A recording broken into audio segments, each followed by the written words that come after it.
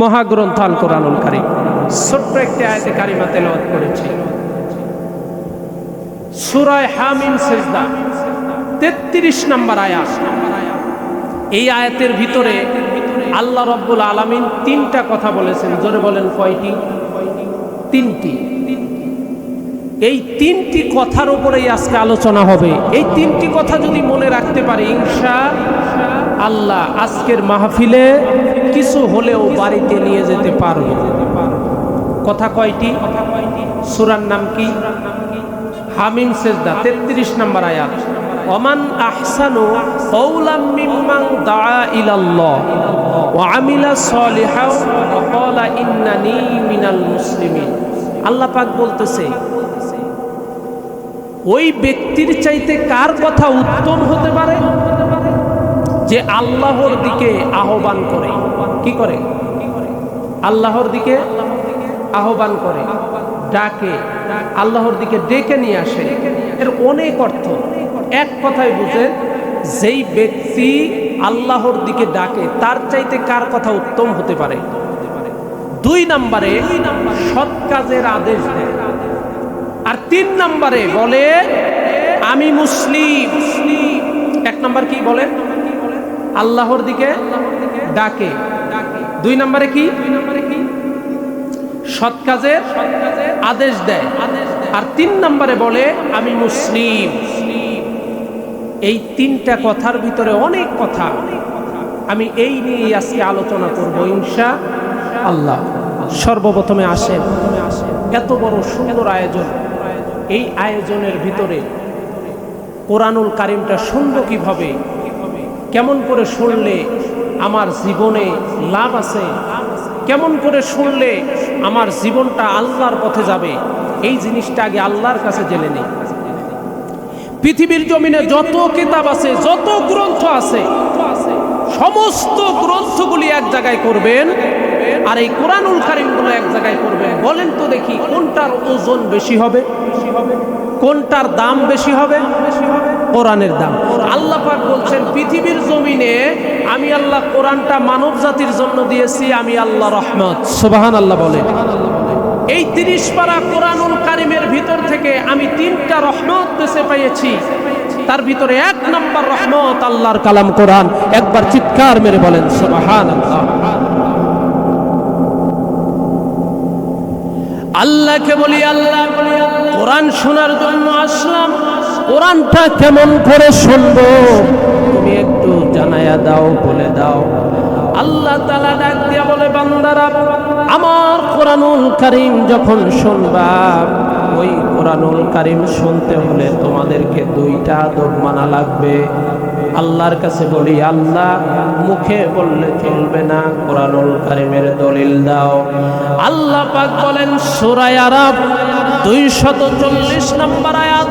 আল্লাহ পাক বলেন ওয়া ইযা কুরিয়াল কুরআনু ফাসতামিউ লাহু ওয়া আনসিতু লাআল্লাকুম তুরহামুন।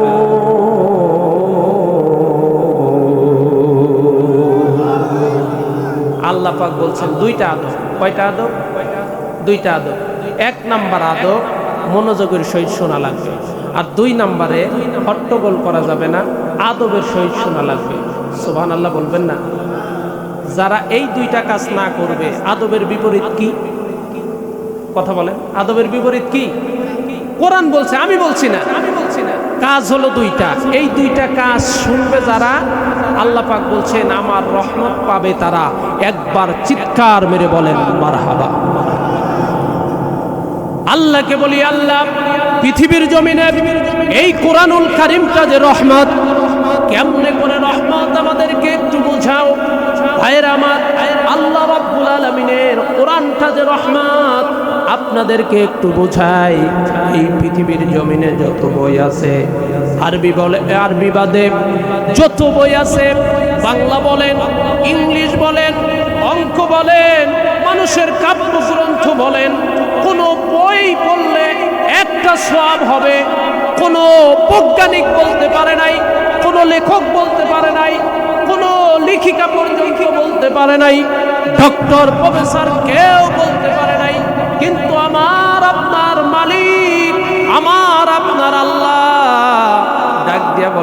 বান্দারে, আমি যেই মনোনীত আমার কিতাব দিয়েছি ইন্নাদ-দীনা ইনদাল্লাহিল ইসলাম, এই কোরআনের একটি হরফ পড়বে যারা, আমি আল্লাহর পক্ষ থেকে রহমত প্রাপ্ত হবে তারা।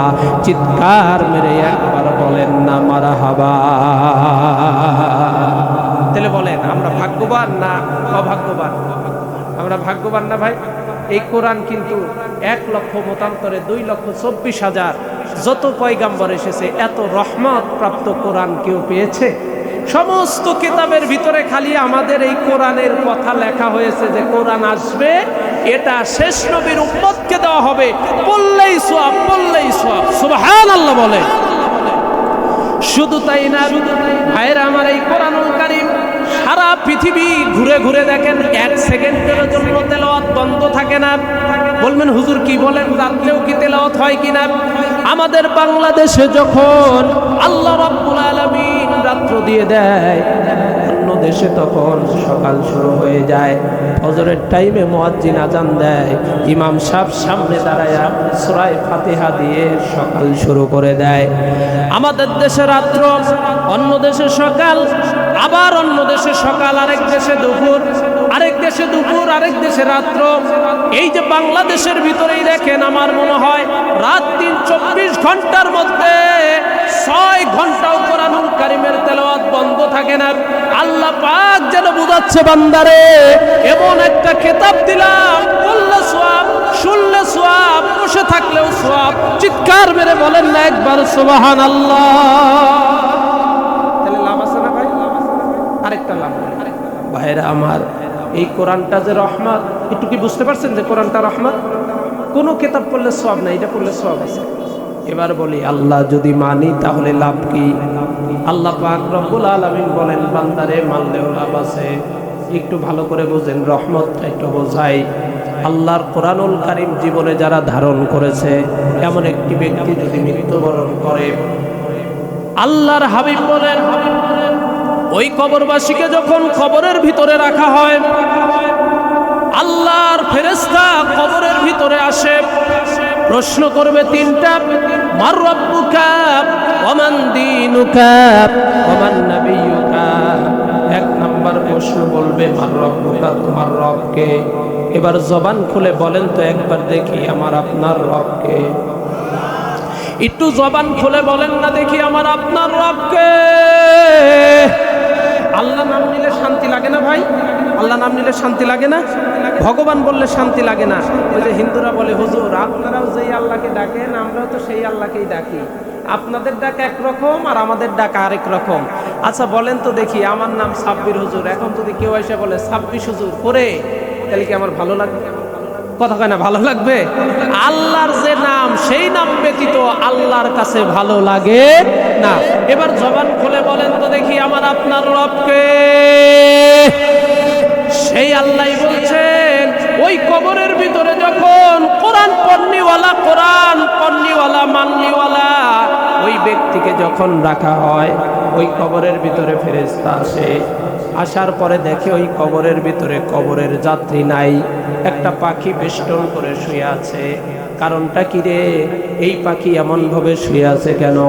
এই কোরআনের ভিতরে আপনি পড়েছেন আলিফ লাম মিম থেকে সূরা নাস পর্যন্তের ভিতরে একটা সূরা আছে, সূরা মুলক।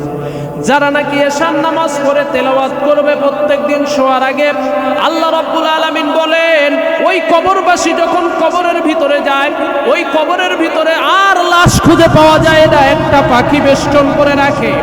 ভাইরা আমার, শুধু তাই না, ওই কবরবাসীর কাছে যখন ফেরেশতা আসে, এসে দেখে ওই পাখিটা বেষ্টন করে আছে, লাশ পায় না। ফেরেশতা ডাইনে যায়, লাশ নাই, বামে যায়, লাশ নাই, সামনে পিছনে কোনো জায়গায় লাশ খুঁজে খুঁজে পায় না। পাখিকে ডাক দিয়ে বলে, পাখি রে, এই কবরের যাত্রীটা কোথায়? এবার ডাক দিয়ে বলেন, কবরের যাত্রী দিয়ে তুমি কি করবা? এবার বলতেছে, কবরের যাত্রী দিয়ে আল্লাহ পাক অর্ডার করেছে, তাকে আমার প্রশ্ন করা লাগবে। এবার বলতেছে, যাও যাও ফেরেশতা, এই কবরে মাতাব্বরি করা লাগবে না। এই কবরের ভিতরে যেই ব্যক্তিটা আছে, এই ব্যক্তিটা আমার পেটের ভিতরে আছে, ঘুম পাড়তেছে, 1 চুল পরিমাণে ডিস্টার্ব করা যাবে না। একটু জোরে বলা যাবে না একবার আল্লাহু আকবার? বলেন, যদি আমি আপনি ওই কবরের ভিতরে থাকি, এরকম হয় যদি, তাহলে আমাদের লাভ না লস? এবার কবরের ভিতরে ফেরেশতা ডাক দিয়ে বলবে, পাখিরে এত পাওয়ার দেখাও কেন? তুমি কি জানো আমি কে? আমি তো আল্লাহর ফেরেশতা, আমাকে একটা বারের জন্য ওই লাশটা দিয়ে দাও। এবার ডাক দিয়ে বলবে, ও ফেরেশতা, তোমার যেইখানে মাতাব্বরির দরকার সেইখানে যাও, আমার সাথে মাতাব্বরি করো না। পাখিকে ডাক দিয়ে বলবে, পাখিরে তুমি যদি আমাকে লাশটা না দাও তাহলে আমি জোর করে সিনায় নেব। পাখি ডাক দিয়ে বলবে, ফেরেশতা তোমার যদি শক্তি থাকে, সাহস থাকে, ক্ষমতা থাকে, আমার বুকের ভিতরে এই লাশটা আছে, তুমি নিয়ে যাও। শত চেষ্টা করবে কিন্তু পারবে না। পাখিকে ডাক দিয়ে বলবে, পাখিরে আল্লাহর কথাও অমান্য করো না, অমান্য করো না। এবার পাখি ডাক দিয়ে বলবে, তুমি আসছো কোত্থেকে? বলে, আল্লাহর কাছ থেকে অর্ডার দিছে কে? বলে, আল্লাহ অর্ডার দিছে। এবার ডাক দিয়ে বলবে, ফেরেশতারা যাও যাও, আল্লাহর কাছে চলে যাও, এই বান্দাকে বিন্দু মাত্র ডিস্টার্ব করতে আমি দিতে পারবো না। আল্লাহু আকবার। এবার ফেরেশতা আল্লাহর কাছে যাবে, আল্লাহ কি খবর?